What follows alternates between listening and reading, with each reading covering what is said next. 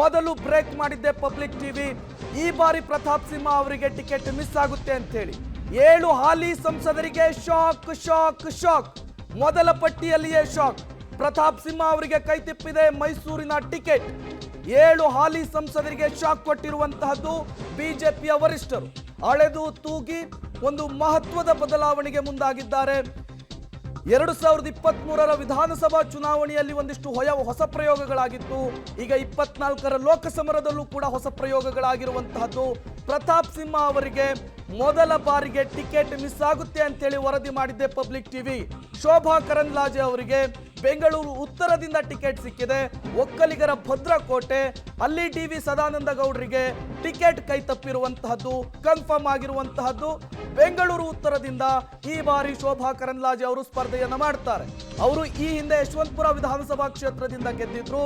ಅದೇ ಇಂಟೆನ್ಷನ್ ಅನ್ನ ಇಟ್ಕೊಂಡು, ಒಕ್ಕಲಿಗ ಜಾತಿಯ ಇಂಟೆನ್ಷನ್ ಅನ್ನ ಇಟ್ಕೊಂಡು ಅವರಿಗೆ ಟಿಕೆಟ್ ಕೊಟ್ಟಿರೋದು ಇಲ್ಲಿ ಕನ್ಫರ್ಮ್ ಆಗಿರುವಂತಹದ್ದು.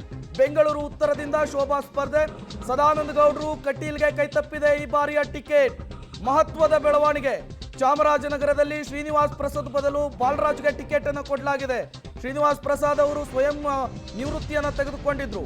ಬಿಜೆಪಿಯ 2ನೇ ಲಿಸ್ಟ್ ಬಿಡುಗಡೆಯಾಗಿದೆ. ತೀವ್ರ ಕುತೂಹಲಕ್ಕೆ ಕಾರಣವಾದಂತಹ 2ನೇ ಲಿಸ್ಟ್ ಇದು. ಇದರಲ್ಲಿ 7 ಹಾಲಿ ಸಂಸದರಿಗೆ ಬಿಗ್ ಶಾಕ್ ಅನ್ನ ಬಿಜೆಪಿಯ ವರಿಷ್ಠರು ಕೊಟ್ಟಿರುವಂತಹದ್ದು. ಚಿಕ್ಕೋಡಿಯಲ್ಲಿ ಅಣ್ಣಾ ಸಾಹೇಬ್ ಜೊಲ್ಲೆ ಹೆಸರನ್ನ ಫೈನಲ್ ಮಾಡಲಾಗಿದೆ. ಅಣ್ಣಾ ಸಾಹೇಬ್ ಜೊಲ್ಲೆಗೆ ಟಿಕೆಟ್ ಕೊಡಬಾರದು ಅನ್ನುವಂತಹ ನಿಟ್ಟಿನಲ್ಲಿ ದೊಡ್ಡ ಮಟ್ಟದ ಚರ್ಚೆ ಆಗಿತ್ತು. ಬಟ್ RSS ಜೊತೆಗೆ ಒಂದು ನಿಕಟ ಸಂಪರ್ಕ, ನಿಕಟ ಬಾಂಧವ್ಯವನ್ನು ಹೊಂದಿರುವಂತಹ ನಿಟ್ಟಿನಲ್ಲಿ ಈ ಬಾರಿ ಅಣ್ಣಾ ಸಾಹೇಬ್ ಜೊಲ್ಲೆ ಅವರು ಟಿಕೆಟ್ ಅನ್ನು ತೆಗೆದುಕೊಳ್ಳೋದ್ರಲ್ಲಿ ಸಕ್ಸಸ್ ಆಗಿದ್ದಾರೆ. ನೋಡಿ, ಮತ್ತೊಂದು ಚಿಕ್ಕಮಗಳೂರು ಉಡುಪಿ ಲೋಕಸಭಾ ಕ್ಷೇತ್ರದಲ್ಲಿ ಹಿಂದುಳಿದ ವರ್ಗದ ಕ್ಯಾಂಡಿಡೇಟ್ಗೆ ಟಿಕೆಟ್ ಅನ್ನು ಕೊಟ್ಟಿರುವಂತಹದ್ದು. ಕೋಟಾ ಶ್ರೀನಿವಾಸ್ ಪೂಜಾರಿಗೆ ಈ ಬಾರಿ ಅವರು ಅವಕಾಶವನ್ನ ಕಲ್ಪಿಸಿಕೊಟ್ಟಿದ್ದಾರೆ.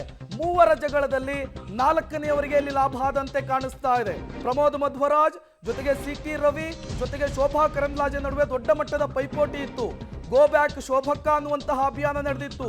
CT ರವಿ ಮತ್ತು ಶೋಭಾ ಅಭಿಮಾನಿಗಳ ನಡುವೆ, ಕಾರ್ಯಕರ್ತರ ನಡುವೆ ದೊಡ್ಡ ಮಟ್ಟದ ತಿಕ್ಕಾಟ ನಡೆದಿತ್ತು. ಅಳೆದು ತೂಗಿ ಯಾರಿಗೂ ಹೆಚ್ಚು ಕಮ್ಮಿ ಆಗದೆ ಇರುವ ರೀತಿಯಲ್ಲಿ ಅಚ್ಚರಿಯ ಅಭ್ಯರ್ಥಿಯನ್ನ ಅಲ್ಲಿ ಫೈನಲ್ ಮಾಡಿರುವಂತಹದ್ದು. ಹಾವೇರಿ ಲೋಕಸಭಾ ಕ್ಷೇತ್ರದಿಂದ ಮಾಜಿ CM ಬಸವರಾಜ ಬೊಮ್ಮಾಯಿ ಅವರ ಹೆಸರನ್ನ ಫೈನಲ್ ಮಾಡಲಾಗಿದೆ. ಅಲ್ಲಿ ಈಶ್ವರಪ್ಪ ಅವರ ಪುತ್ರ ಕಾಂತೇಶ್ ಅವರ ಹೆಸರು ದೊಡ್ಡ ಮಟ್ಟದಲ್ಲಿ ಕೇಳಿ ಬರ್ತಾ ಇತ್ತು.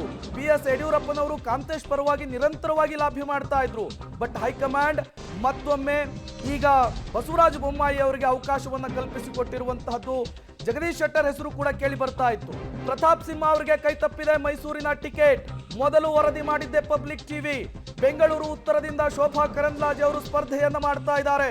ಸದಾನಂದ ಗೌಡರಿಗೆ, ನಳಿನ್ ಕುಮಾರ್ ಕಟೀಲ್ ಅವರಿಗೆ ಈ ಬಾರಿ ಟಿಕೆಟ್ ಕೈ ತಪ್ಪಿರುವಂತಹದ್ದು. ಚಾಮರಾಜನಗರದಲ್ಲಿ ಶ್ರೀನಿವಾಸ್ ಪ್ರಸಾದ್ ಬದಲು ಬಾಲರಾಜು ಅವರಿಗೆ ಟಿಕೆಟ್ ಅನ್ನು ಕೊಡಲಾಗಿದೆ. ತೀವ್ರ ಕುತೂಹಲಕ್ಕೆ ಕಾರಣವಾಗಿತ್ತು 2ನೇ ಪಟ್ಟಿ. CT ರವಿ ಅವರಿಗೂ ಕೂಡ ಶಾಕ್ ಎದುರಾಗಿದೆ. ದಾವಣಗೆರೆಯಲ್ಲಿ ಸಿದ್ದೇಶ್ವರ್ ಅವರ ಪತ್ನಿಗೆ ಟಿಕೆಟ್ ಅನ್ನು ಕೊಡಲಾಗಿದೆ. ಕಾಂಗ್ರೆಸ್ನಿಂದ ಪ್ರಭಾ ಮಲ್ಲಿಕಾರ್ಜುನ್ ಸ್ಪರ್ಧೆ ಮಾಡುವುದು ಬಹುತೇಕ ಖಚಿತವಾಗಿರೋದ್ರಿಂದ ಹೈಕಮಾಂಡ್ ದಾವಣಗೆರೆಯಲ್ಲಿ ಈ ಫಾರ್ಮುಲಾ ಅಪ್ಲೈ ಮಾಡಿದಂತೆ ಕಾಣಿಸ್ತಾ ಇದೆ. ಬಿಜೆಪಿಯ 2ನೇ ಲಿಸ್ಟ್ ರಿಲೀಸ್ ಆಗಿದೆ. ಹಾಲಿ 7 ಸಂಸದರಿಗೆ ರಾಜ್ಯದಲ್ಲಿ ಶಾಕ್ ಮೇಲೆ ಶಾಕ್ ಕೊಟ್ಟಿರುವಂತಹದ್ದು. ತೀವ್ರ ಕುತೂಹಲಕ್ಕೆ ಕಾರಣವಾಗಿದ್ದು ಉಡುಪಿ ಚಿಕ್ಕಮಗಳೂರು ವಿಧಾನಸಭಾ ಕ್ಷೇತ್ರದಿಂದ ಈ ಬಾರಿ ಯಾರು ಅಖಾಡಕ್ಕಿಳಿತಾರೆ ಅಂತೇಳಿ 3ರ ಸ್ಪರ್ಧೆಯಲ್ಲಿ ಅಚ್ಚರಿಯ ಅಭ್ಯರ್ಥಿಯನ್ನ, ಒಂದು ಹೊಸ ಮುಖಕ್ಕೆ ಅವಕಾಶ ಕೊಡುವಂತಹ ಕೆಲಸವನ್ನ ಬಿಜೆಪಿಯ ವರಿಷ್ಠರು ಕೆಲಸ ಮಾಡಿದ್ದಾರೆ. ಅವರ ಹೆಸರೇ ಕೋಟಾ ಶ್ರೀನಿವಾಸ್ ಪೂಜಾರಿ. ಹಿಂದುಳಿದ ವರ್ಗಕ್ಕೆ ಸೇರಿದಂತಹ ಒಬ್ಬ ಅಭ್ಯರ್ಥಿಯನ್ನ ಚಿಕ್ಕಮಗಳೂರು ಲೋಕಸಭಾ ಕ್ಷೇತ್ರಕ್ಕೆ ತಂದು ನಿಲ್ಲಿಸಿರುವಂತಹದ್ದು. ಇನ್ನು ಶೋಭಾ ಕರಂದ್ಲಾಜೆ ಅವರು ಅಲ್ಲಿ ಹಾಲಿ ಸಂಸದರಾಗಿದ್ದವರು. ಅವರನ್ನ ಡಿ.ವಿ. ಸದಾನಂದ ಗೌಡರು ಪ್ರತಿನಿಧಿಸ್ತಾ ಇದ್ದಂತಹ ಬೆಂಗಳೂರು ಉತ್ತರ ಲೋಕಸಭಾ ಕ್ಷೇತ್ರಕ್ಕೆ ತಂದಿಟ್ಟಿದ್ದಾರೆ. ಬಿಜೆಪಿಯ 2ನೇ ಪಟ್ಟಿಯಲ್ಲಿ ಹಲವು ಅಚ್ಚರಿಗಳು, ಒಂದಿಷ್ಟು ಮಹತ್ವದ ಬೆಳವಣಿಗೆಗಳಾಗಿರುವಂತಹದ್ದು. ಉಡುಪಿ ಚಿಕ್ಕಮಗಳೂರಿನಲ್ಲಿ ಕೋಟಾ ಶ್ರೀನಿವಾಸ್ ಪೂಜಾರಿಗೆ ಅವಕಾಶವನ್ನ ಕಲ್ಪಿಸಿಕೊಡಲಾಗಿದೆ.